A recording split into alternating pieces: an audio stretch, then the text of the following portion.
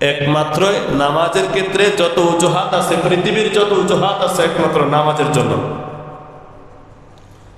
পৃথিবীতে যত অজুহাত রয়েছে, সমস্যা রয়েছে, কেবলই মাত্র নামাজের ক্ষেত্রে, কোরআন শিক্ষার ক্ষেত্রে, নবীর আদর্শ পালনের ক্ষেত্রে।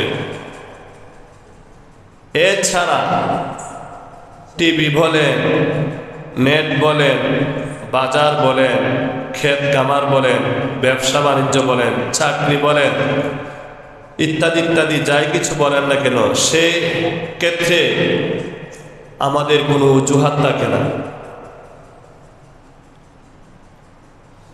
তো আল্লাহ তাআলা দুনিয়াতে, আল্লাহ তার কুদরতি হাত দ্বারা সুন্দর করে বানিয়ে দুনিয়াতে পাঠিয়েছেন মালিকের গোলামি করার জন্য। আর এই মালিকের গোলামি করার ক্ষেত্রে যারা অজুহাত দেখায়, তাদের কি না দুনিয়াতে সফলতা আছে না আখিরাতে সফলতা আছে? দুনিয়ার জিন্দিগিও ব্যর্থ, আখিরাতের জিন্দিগিও ব্যর্থ। এই জন্য ইবনে আব্বাস রাদিয়াল্লাহু তাআলা আনহু থেকে একটি হাদিস বর্ণিত। عن ابن عباس رضي الله تعالى عنهما قال قال رسول الله صلى الله عليه وسلم من ترك الصلاة لقي الله وهو عليه غضبان। আব্বাস রাদিয়াল্লাহু তাআলা আনহু থেকে বর্ণিত, রাসূলুল্লাহ সাল্লাল্লাহু আলাইহি সাল্লাম ইরশাদ ফরমান, যে ব্যক্তি নামাজ ছেড়ে দেয়, যে ব্যক্তি নামাজ ছেড়ে দেয়, যে ব্যক্তি নামাজ ছেড়ে দেয়, ওই ব্যক্তি আল্লাহ তাআলার সাথে এমন ভাবে সাক্ষাৎ করবে যখন আল্লাহ তাআলা তার প্রতি অত্যাধিক নারাজ থাকবে। আর যে বান্দা, যে বান্দির প্রতি আল্লাহ তাআলা নারাজ হবে, তার না আছে দুনিয়ার সুখ, না আছে আখিরাতের সুখ। যিনি মূল সৃষ্টিকর্তা, তিনি যদি কারো প্রতি নারাজ, অসন্তুষ্ট থাকে, তাহলে পৃথিবীর কোন শক্তি আছে তাকে সন্তুষ্ট করা? আর জনসম্মুখে যদি, কোন জনসম্মুখে যদি বন্ধুর প্রতি যদি নারাজ থাকে, তাহলে তার কতটুকু কষ্ট লাগে, কতটুকু ব্যথা, কতটুকু মন খারাপ হয়।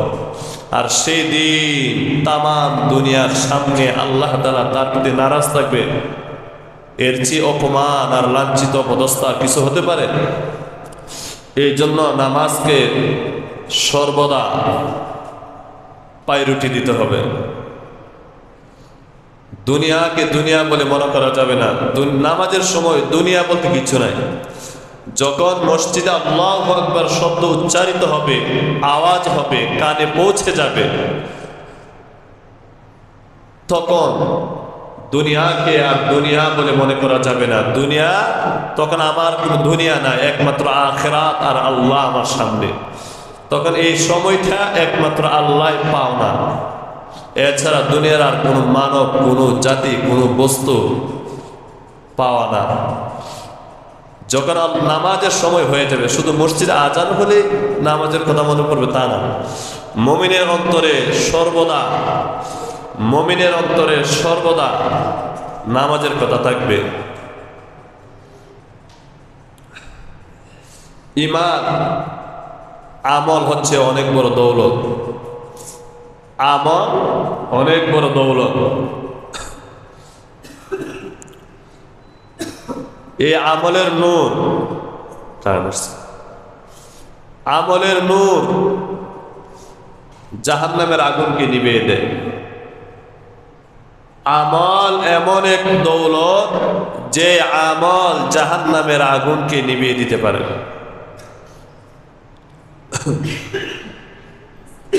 আমি আপনাদের সামনে মহাগ্রন্থ আল কোরআন থেকে একখানা আয়াতে কারিমা তেলাওয়াত করেছি এবং রাসূল আকরাম সাল্লাল্লাহু আলাইহি ওয়াসাল্লামের অসংখ্য হাদিসের ভান্ডার থেকে একখানা হাদিস আমরা পাঠ করেছি।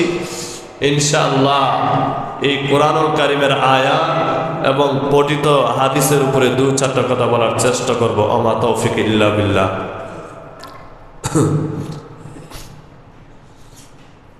এখন আজানের সময় হয়েছে, এই সময়ে আমি নামাজে আসলাম না। নামাজের পরে আমি জিজ্ঞাসা করলাম, তুমি ছিলে কোথায়? তখন আমাকে 9 দিয়ে বুঝ দিয়ে দিল যে আমি ছিলাম তো ওই মসজিদে নামাজ আদায় করছি, অমুক মসজিদে নামাজ আদায় করছি। আমাকে বুঝ দিতে পারলেন, আপনি আমার কাছে মানে সাকসেস। কিন্তু একজনের দরবারে তুমি ধরা পড়ে গেলা। জোহরের নামাজ না পড়ে তুমি বললা জোহরের নামাজ আদায় করছো, আসর না পড়ে বললা আসর আদায় করছো, কুরবানি মন থেকে না দিয়া তুমি মানুষকে দেখানোর জন্য দিছো, এটাও আল্লাহ তাআলা জানে। যদি বলো আমি যেভাবেই দিছি এটা আমার ব্যক্তিগত বিষয়, হ্যাঁ আপনার ব্যক্তিগত বিষয় হতে পারে, কিন্তু আল্লাহ তাআলা যেভাবে আপনাকে সম্পদ দিয়েছিল আর এই সম্পদ থেকে যেভাবে আপনাকে কোরবান করার কথা ছিল ওইভাবে যদি আপনি না দিয়ে থাকেন তাহলেও হাসরের ময়দানে ধরা পড়ে যাবেন। আপনি বলতে হবে না, আপনি আর আমি বলতে হবে না, আমার হাত আমার কৃতকর্মী বলে দিবে। আমি আমার সন্তানকে নামাজের কথা বলছিলাম কি বলছিলাম না, আমাকে বলতে হবে না। আমার সন্তানকে নাচ গানের যাওয়ার জন্য আমি অর্থ দিয়েছিলাম কি দিয়েছিলাম না, এই কথা আমাকে বলতে হবে না, আপনার কর্মে আপনাকে বলে দিবে। এর আগে একটা কথা বলি, কয়েক সপ্তাহ আগে একটা হাদিস পড়ছিলাম। হাদিসটার তর্জমা হলো, আমরা তো মনে করেন আল্লাহ তাআলা যা কিছু আমরা ভোগ করে যাচ্ছি দুনিয়াতে সবগুলো আল্লাহ তাআলার পক্ষ থেকে নিয়ামত হিসেবে ভোগ করতেছি, তাই না? আমরা যা কিছু ভোগ করতেছি এগুলো আল্লাহ তাআলার পক্ষ থেকে নিয়ামত। তো আমরা খাবার খাই আলহামদুলিল্লাহ বলি, সুস্থ থাকলে আলহামদুলিল্লাহ বলি, সুস্থতার শুকরিয়া আলহামদুলিল্লাহ, আল্লাহ তাআলা আমাকে ভালো রেখেছেন, আমি ভালো আছি।